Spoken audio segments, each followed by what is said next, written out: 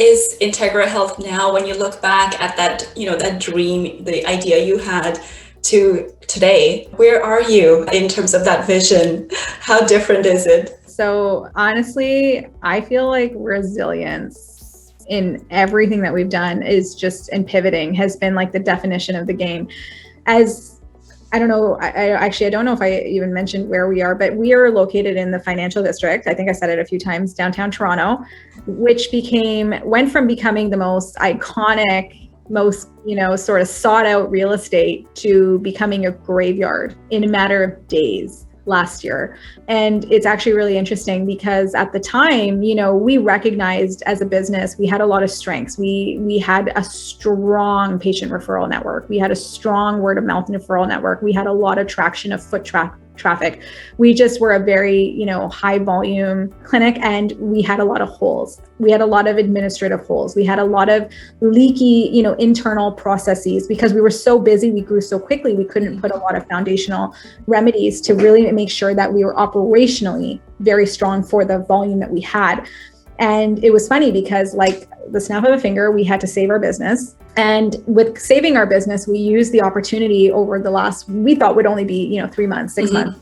We were continuously working on all of our operational inefficiencies, and we actually put in a bigger marketing sort of strategy in place because we never had to. And it was actually really great because at the time, what we noticed was that we obviously inherently lost quite a lot of patients from our primary sort of side of our practice, but we were able to really fix a lot of the operational gaps and a lot of the, we were able to market. So we started to get a lot of great new patients. And luckily, because of our medical practice as well, patients don't want to change their family doctor. They're very loyal to that. And, I can recognize too, if I live, 60 kilometers away and I took the GO train in and I need physio, it's very challenging to commute to Toronto to get physio. And so we were very supportive and actually had our own referral network for a lot of our services across the GTA to help our patients get care if they couldn't come in.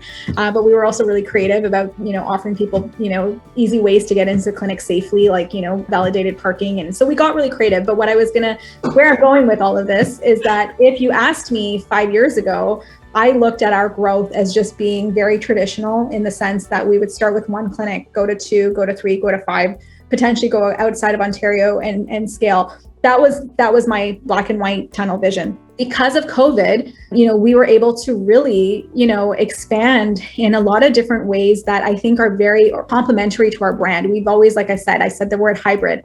We are not your conventional clinic. We have a lot of corporate sort of, services. We do a lot of education. So we started to bring a lot of our existing strengths during the pandemic by getting ourselves operationally strong, by really fixing our sort of team and getting all of the things that we couldn't do when we were busy worked on. We fixed a lot of that. We got ourselves to a really great place that we were able to now obtain a lot of opportunities. We had a lot of, great opportunities that allowed us to get into the consulting space. It allowed us to get into some COVID related consulting spaces as well.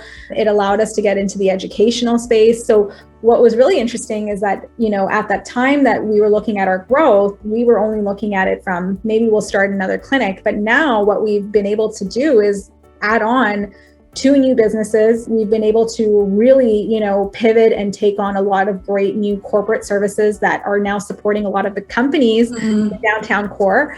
And we're really proud of that because now we don't look at ourselves as just being a clinic. We are truly looking at ourselves now as a, corporate health and wellness solution, as well as a patient-centric health solution. We've got these 2 different sides of our model that both interconnect very nicely, and it supports our community in a way that we really weren't supporting them 100% before the pandemic. So now we're really proud of the fact that, the year allowed us to do so much to really be ready for this new kind of return. Everyone's coming back to work in September, October, November, and we're ready for them. And, we're very excited, but we're also very fortunate that we were able to really grow our services and think outside the box, pivot, and get a lot of great opportunities to challenge ourselves in new spaces that we weren't in before. Truly diversifying and tapping on the opportunities, as you mentioned earlier. Yeah, so it's been really great, and it's been definitely a learning, sort of curve. There's been a lot that, I always say I kind of self-create a lot of these things, in the sense that we're trying to be proactive. We're trying to look at opportunities, and we're trying to accept opportunities as they come. And I think a lot about that even on my social media. I think it's really important to be aware of opportunities that do come to you, because sometimes they fit like a glove. Sometimes they need a little finessing to see, does this work with my business model? And sometimes they're just not great opportunities at all. But it's being able to be open to them that I think has allowed us to realize that, you know what, it suits our business model and it suits our brand. And there is opportunity in creating these new relationships and these new connections. And it's allowing this two, women of color, BIPOC business to really grow and scale at a rate that I don't think, honestly, we had that hat on. We wouldn't have been ready for it 3 years ago, 2 years ago. There's no way. And I don't think we would have even been able to see the lens past just being a clinic. And now I would say confidently, we don't look at ourselves anymore as just a clinic. What's the vision for Integra Health now? Like if you look at it 15 years from today, where do you see Integra Health? Yeah, I would definitely say, if I look at it 15 years from now, I do look at us as being a true health solution, both for employers and employees, both for patients and for, our corporate partners, and really just looking at health as not just being a treatment or a service to a patient, but looking at our healthcare solutions as, how can we help our employers? How can we help, companies with consulting and initiatives like the pandemic? There was so much need of healthcare, sort of solutions. And we were there and, we were happy we were there at the right time, at the right place to be able to help a lot of these lost, companies with a lot of their safety initiatives and health initiatives. So really, I think, it's just continuing to go on this sort of route of our business and really continuing to sort of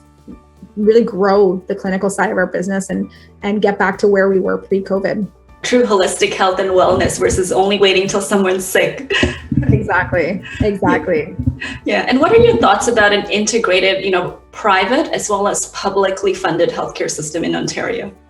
So, we do both, right? So we've got our publicly funded healthcare services. We've also got our private healthcare services that complement. And that's where I was saying there's a lot of opportunity to really integrate them even better. That's part of some of our exciting upcoming initiatives is how can we provide more solutions to our public side? How can we provide more solutions and services for the patients that already pay quite a lot of money for our private services? And really, we're getting creative now with some of our services that we're hoping to launch in the fall and winter. But you know what, to be honest, I see I've always said the public sector can't go on the way that it is.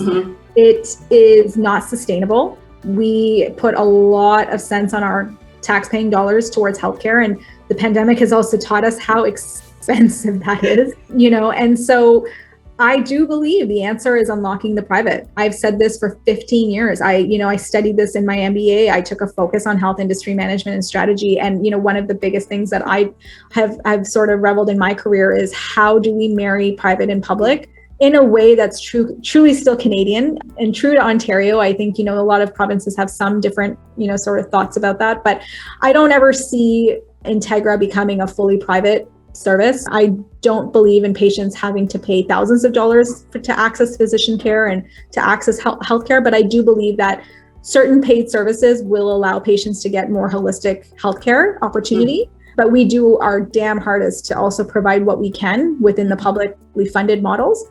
And I think we do a really good job. And again, I think it's because we provide so much, in terms of like what we can offer on our private side, our free webinars, we're constantly trying to educate our community. We're trying to always give support in any way we can.